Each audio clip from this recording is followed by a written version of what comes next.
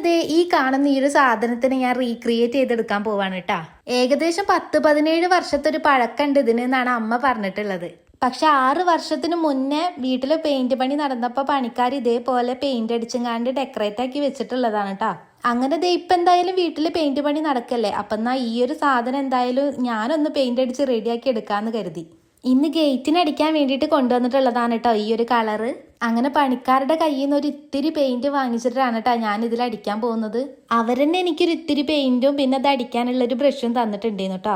പക്ഷെ അവർ തന്ന ഈ ഒരു ബ്രഷ് വെച്ചിട്ട് ഈ ഫ്ലവറിന്റെ മൂലകളൊന്നും എനിക്ക് ശരിയായിട്ട് അടിക്കാൻ പറ്റണ്ടായിരുന്നില്ല.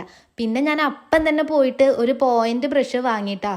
ഒന്ന് വാങ്ങിക്കാൻ വേണ്ടിയിട്ടാണ് പോയതെന്നുണ്ടെങ്കിൽ ഞാൻ ഈ ഒരു 2 എണ്ണം എടുത്തിട്ടുണ്ട്. ഏതാണ് ഉപയോഗപ്പെടുക എന്നറിയില്ലല്ലോ. ഈ ബ്രൗൺ കളറൊക്കെ ഏകദേശം അടിച്ച് ഫില്ലായിട്ടുണ്ട് കേട്ടോ. പക്ഷെ ഫ്ലവറിന് അടിക്കാനുള്ള ഗോൾഡൻ പെയിന്റ് വീട്ടിലില്ലേന്നു. അങ്ങനെ അച്ഛനത് കൊണ്ടുതരാന്ന് പറഞ്ഞപ്പോൾ ഞാൻ ഏകദേശം ബ്രൗൺ ഒക്കെ ഫിനിഷ് ആക്കിയാണ്ട് ഈ ഒരു ഗോൾഡൻ നാളെ അടിക്കാന്ന് കരുതി. പെയിന്റ് ഒന്നും അടിച്ച് വലിയ എക്സ്പീരിയൻസ് ഒന്നും ഇല്ലാത്തതുകൊണ്ട് ഇത് മൊത്തം എൻ്റെ കയ്യിലായിട്ടുണ്ടായിരുന്നു കേട്ടാ. ഇത് അടിച്ച് കഴിഞ്ഞിട്ടേ ബ്രഷ് എങ്ങനെയാ ക്ലീൻ ആക്കി വെക്കേണ്ടത് എന്ന് പണിക്കാരൻ എനിക്ക് പറഞ്ഞു തന്നിട്ടുണ്ടായിരുന്നു കേട്ടാ. അങ്ങനെ അവർ പറഞ്ഞ പോലെ തന്നെയാണ് ഞാൻ ചെയ്ത് വെച്ചിട്ടുള്ളത്. അങ്ങനെ ഗോൾഡൻ കളർ പെയിന്റ് ഇപ്പം എൻ്റെ കയ്യിൽ കിട്ടിയിട്ടുണ്ട് കേട്ടാ.